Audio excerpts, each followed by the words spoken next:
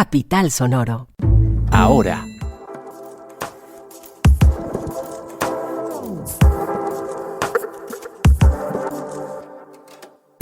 Autoridades incautaron escultura de Botero que llevaba kilos de marihuana. ¿Dónde la pensaban vender? Secretaría de Ambiente publica guía para que constructores edifiquen teniendo en cuenta a las aves. ¿De qué manera? Y estudiantes están produciendo harina de grillo. ¿Cómo y quién la está consumiendo? Ahora, un podcast.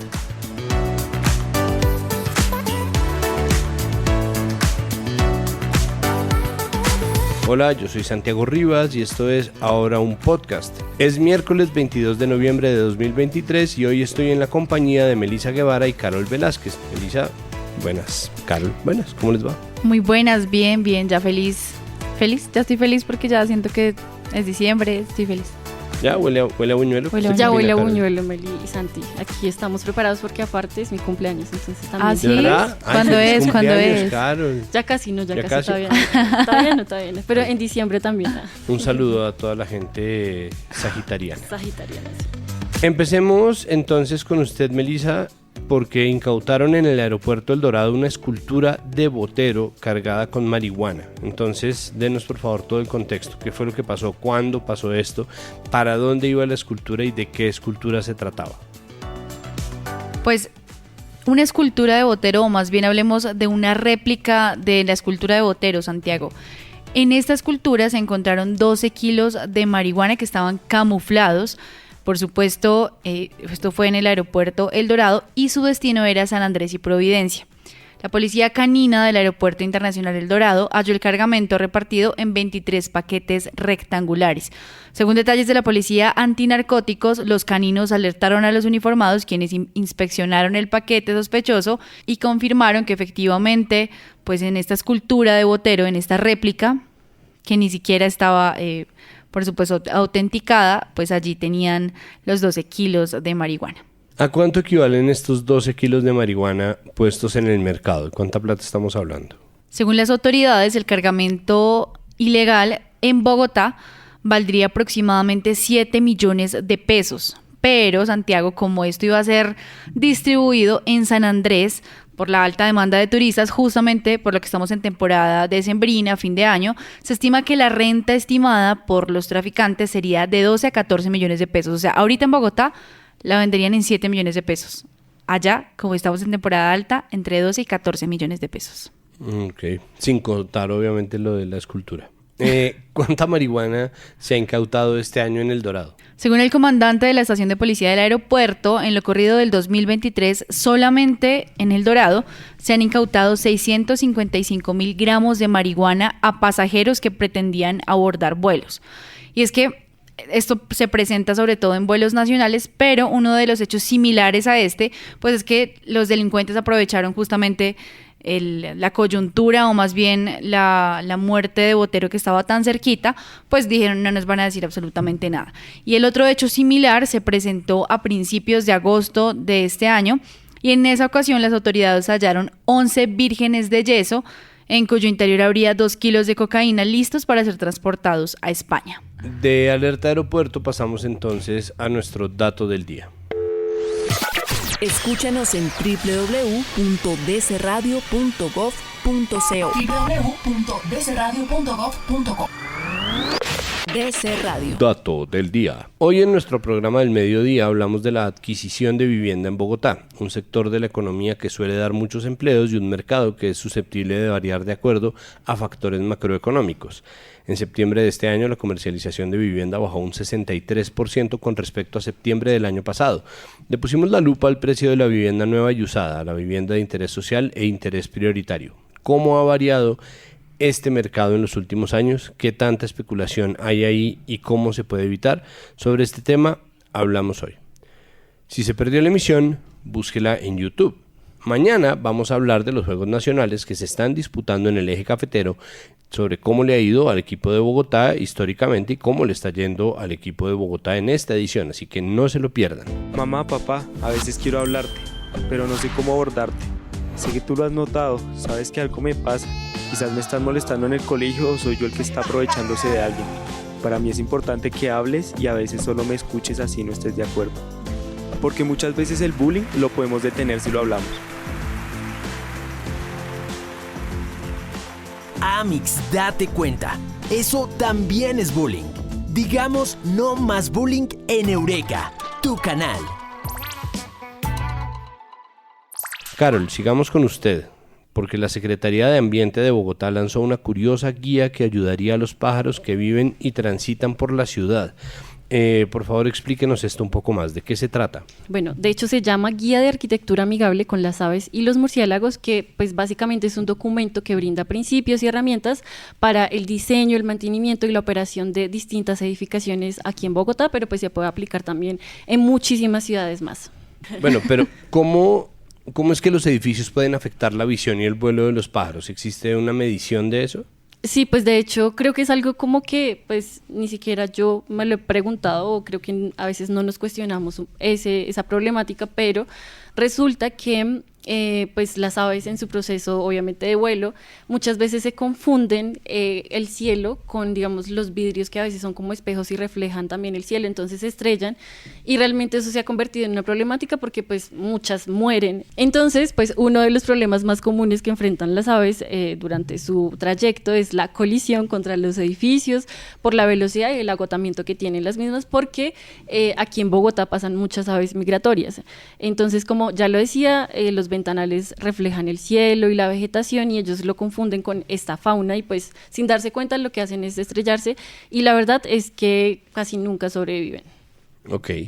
Entonces, ¿qué tipo de recomendaciones está dando esta guía? ¿Qué deberían tener en cuenta los constructores a la hora de construir nuevos edificios en la ciudad? Primero, esta guía explica la estructura ecológica de Bogotá, la importancia de estas aves y murciélagos, las consecuencias de las colisiones y también cuáles son los tipos de vidrio y otros factores que inciden en estos choques.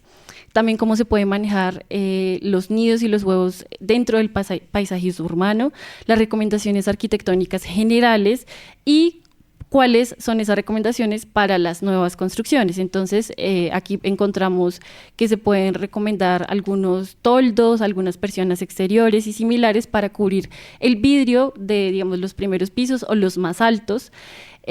También existen vidrios laminados que son como bird friendly, algo así es como el término, que lo que hacen es evitar que este tipo de aves sigan chocando contra los vidrios. Y pues aquí hay un dato y es que la verdad se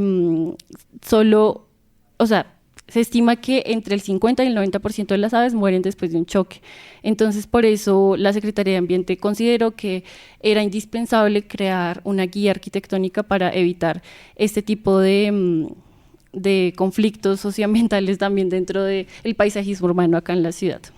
¿Hay algún lugar en el que uno pueda reportar aves que se estrellan contra vidrios o este tipo de afectaciones? Sí, es la Secretaría de Ambiente. Entonces, en caso de que en algún momento uno encuentre un caso de estos, puede consultar a una veterinaria biológica o zootécnica y el contacto de la Secretaría es el siguiente. El número de celular es el 317-427-6828. O el 318-827-7733. Una vez más, por favor. El contacto de celular es 317-427-6828 o 318-827-7733. Y hay un correo electrónico al que también pueden escribir y es fauna@ambientebogotá.gov.co. Muy bien. Nosotros seguimos con usted, Carol, porque unos estudiantes de la Fundación Universitaria San Martín están produciendo harina de grillo. Cuénteme esto, ¿cómo así? ¿Para qué? ¿Cómo? Bueno, esto se pensó como una alternativa ambiental debido a que esta harina tiene una menor huella ambiental y ecológica en comparación con la producción de otras proteínas tradicionales de origen animal como los bovinos, las aves o los porcinos, que ya sabemos que contienen una carga de metano muy fuerte. Entonces, esta alternativa fue pensada por dos estudiantes del programa de Medicina Veterinaria y Zootecnia de la Fundación Universitaria San Martín, que están criando artesanalmente grillos para obtener harina destinada a la preparación de galletas y cupcakes de consumo humano. Y también sirve para ser un insumo principal para la elaboración de snacks para animales de compañía y la alimentación de animales de finca también. Carol, es decir que esto, pues, yo fui vegetariana y me causa un poquito también no sé, como de cringe esto hablando de los grillos. ¿Cómo consigo yo esta harina en las tiendas? Pero además, es decir, ¿ellos producen esa harina o es que, cómo funciona eso? Bueno, esto hasta ahora es un proyecto, realmente no se está comercializando en las tiendas, sino que es una iniciativa pues como universitaria que busca precisamente como cambiar esas formas de consumo un poco como animal y que sea más sostenible medioambientalmente. Y pues bueno, el proceso es mejor que lo expliquen los investigadores y pues aquí los vamos a escuchar y ellos nos van a explicar bien cómo crean esta harina con los grillos. Bueno, somos estudiantes de la Fundación Universitaria San Martín, de la Facultad de Medicina Veterinaria y Zootecnia. En este caso, quien conforma Grilleta es quien les habla, Ángela Cruz, y mi compañero Milton Vaquero, con ayuda de la tutoría directa y desde un comienzo del docente Ángel Andrés Arias, el cual pues nos ha acompañado en todo el proceso. Grilleta viene funcionando aproximadamente desde hace 7 meses, empezando el año 2023. Bueno, el proceso de crear los grillos empieza pues básicamente con un lote de reproductores en donde pues se sitúan en un espacio pues adecuado para ellos, más o menos respetando una proporción de hembras y machos, con el fin de pues evitar el canibalismo y otros problemas que pues tendría la reproducción de estos animales. Una vez se instaura como la nave de cría, se les pone digamos un sustrato donde las hembras pues ponen los huevos, se incuban, digamos que es muy importante acá tener en cuenta los parámetros ambientales, en donde para ellos pues se le debe respetar una humedad relativa ambiental superior al 40% y como mínimo una temperatura ambiental de 28 grados. Recordemos que en estas especies, pues hablando digamos del grillo, a una temperatura más elevada pues su metabolismo y crecimiento pues va a ser mucho más rápido, lo cual pues trae más beneficios digamos para el ciclo productivo. Una vez los huevos se eclosionan al cabo de 12-14 días, dependiendo de estos parámetros, se separa, pues ya pasan a un lote de cría, en donde pues se les hace el primer suministro de alimento e hidratación al libitum. La alimentación pues bueno, es básicamente que supla pues digamos los requerimientos de esta especie. En este caso pues está indicado el alimento para pollos o básicamente cualquier alimento que sea rico en proteínas para garantizar pues la buena calidad nutricional de la harina de grillo. Una vez pues van creciendo, ellos van pasando por un proceso de mudas en los cuales pues van creciendo a medida que se van alimentando y demás, y ya pues al cabo de unos 50-60 días aproximadamente, cuando ya pues alcanzan su peso adulto o el tamaño adecuado, pues ya pasan digamos al proceso de cosecha, donde pues ya es otro proceso más específico. Tras el proceso de beneficio de estos individuos, estos grillos pasan directamente a ser desinfectados en agua caliente hasta el punto de ebullición para eliminar todo tipo de patógenos que se encuentren en ellos. Después de esto se pasan a un horno de convección donde duran aproximadamente 9 horas a 70 grados centígrados, esto con el fin de eliminar el exceso o bueno, ya la cantidad de humedad que poseen ellos y obtener todo un porcentaje de materia seca neto. Tras la obtención de estos individuos totalmente deshidratados se pasa a molienda, en este caso pues ya se intenta moler lo más fino posible y pues ya se obtiene la partícula más pequeña que sería la harina de grillo. De pronto para mayor información o si quieren continuar con nuestro proceso y algunos datos que nosotros pues dentro de la investigación hemos encontrado, nos pueden seguir en Grilleta_Piso B y C y allí pues estaremos comunicándonos con ustedes y además de esto brindando mayor información.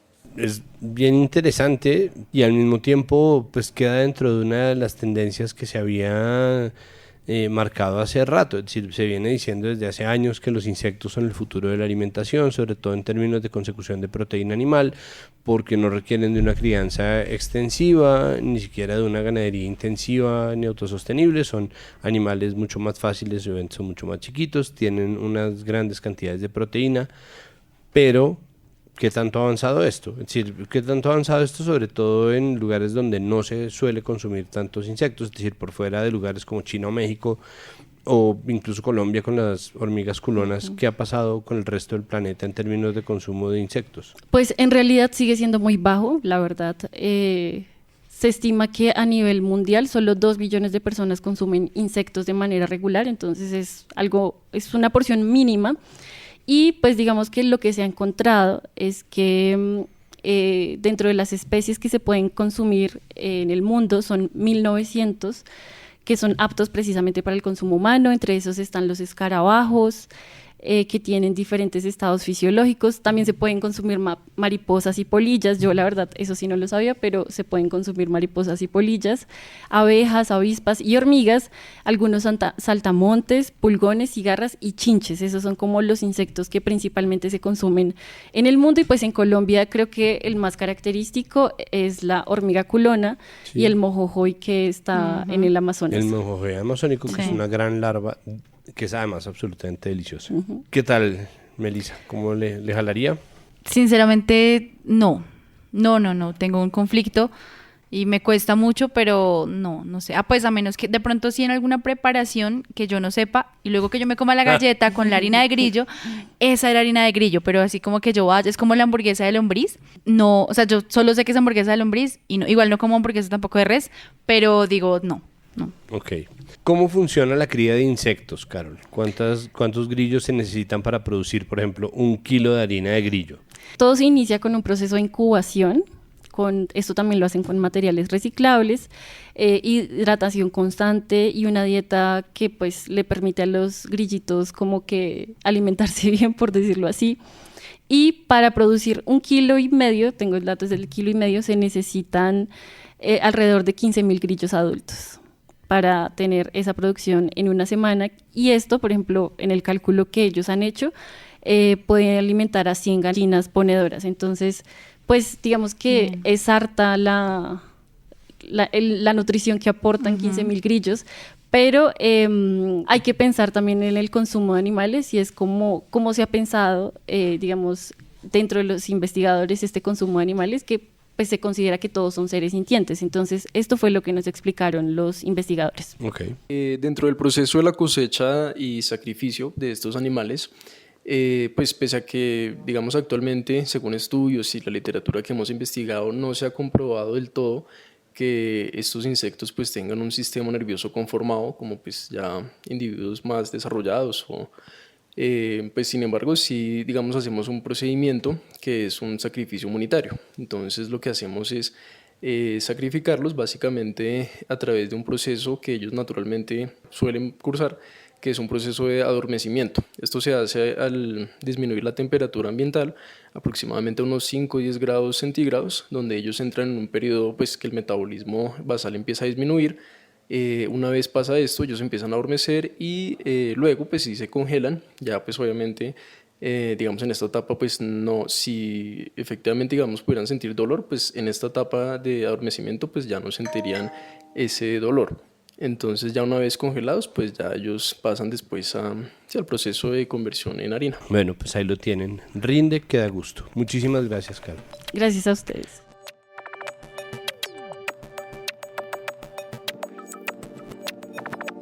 Bueno, no se vayan sin las siguientes noticias. Una de género, porque el pasado lunes un trabajador encontró sin vida el cuerpo de una mujer en la localidad de Usaquén, a la altura de la carrera 45 con calle 109.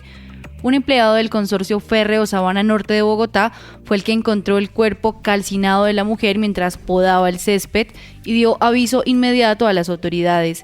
La patrulla púrpura y el CTI de la Fiscalía llegaron al Caño de Torca y se determinó que la joven, que al parecer tendría entre 20 y 25 años de edad, pues habría sido asesinada por su pareja sentimental. Entre tanto, la investigación continúa para identificar al autor del feminicidio. Otra de servicio, porque la Alcaldía Local de San Cristóbal y la Policía Nacional implementaron una estrategia de seguridad para prevenir hurtos y extorsiones en la temporada decembrina. En el marco de esta estrategia, la Alcaldía expresó a la ciudadanía de forma pedagógica las principales modalidades de hurto en San Cristóbal durante la temporada navideña, al tiempo que dieron recomendaciones para evitar caer en este tipo de estafas. Dentro de las prácticas criminales registradas se encuentra el fleteo, hurto de residencias solas, llamadas millonarias, atraco a mano armada y hurto callejero. Por tanto, recomendaron a la ciudadanía la instalación de cerraduras en puertas y ventanas de buena calidad. Si la persona va a salir, debe dejar su residencia bajo el cuidado o recomendación de una persona de confianza, contratar los servicios de vigilancia privada con empresas reconocidas y que tengan respaldo de la Superintendencia de Vigilancia y Seguridad.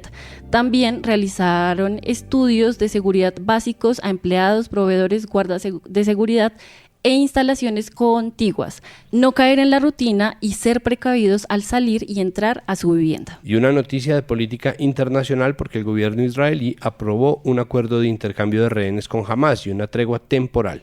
El acuerdo implicaría la liberación de más de 50 rehenes por parte de Hamás que están secuestrados desde la incursión de este grupo islamista en territorio israelí el pasado 7 de octubre. Implicaría también un cese al fuego por parte de Israel en Gaza durante 4 días. El grupo Hamás publicó un comunicado en el que también dice que Israel liberará a cerca de 150 mujeres y niños palestinos en manos de Israel. Recordemos que tras 6 semanas de combates en Gaza, los ataques aéreos y terrestres de Israel desde esa fecha han matado a más de 14.000 personas, el 40% de las cuales son niños y niñas. Aunque el Ministerio de Salud del territorio palestino dijo este martes que hace días perdió la habilidad de contabilizar a los muertos por la destrucción de la infraestructura necesaria para ello. Eso fue todo. Ahora es un proyecto periodístico de Capital que está en televisión, en YouTube, en las redes sociales y aquí en podcast. Busca Capital Político y de vital importancia para saber lo que pasa en la política y la cultura y despierte todas las mañanas con nuestro boletín en su correo electrónico. La escritura de este podcast está a cargo de Santiago de Narváez y Juan Pablo Conto, la edición de sonido a cargo de Cian León Bernardo González, la producción a cargo de Diego Guerrero, la dirección de los periodistas del Sistema Ahora está a cargo de Andrés Páramo, la dirección de Capital Sonoro está a cargo mío y la del Sistema Informativo Ahora a cargo de María Paula Martínez. Este episodio ha sido grabado en los estudios de DC Radio, a quien siempre agradecemos por su colaboración. El oráculo Google dice que mañana jueves habrá 20% de posibilidades de lluvia y que la temperatura estará entre los 8 y los 20 grados centígrados. No termine el día sin información. Búsquenos en todas las plataformas de podcast y compártanlo. Hasta luego. Capital Sonoro.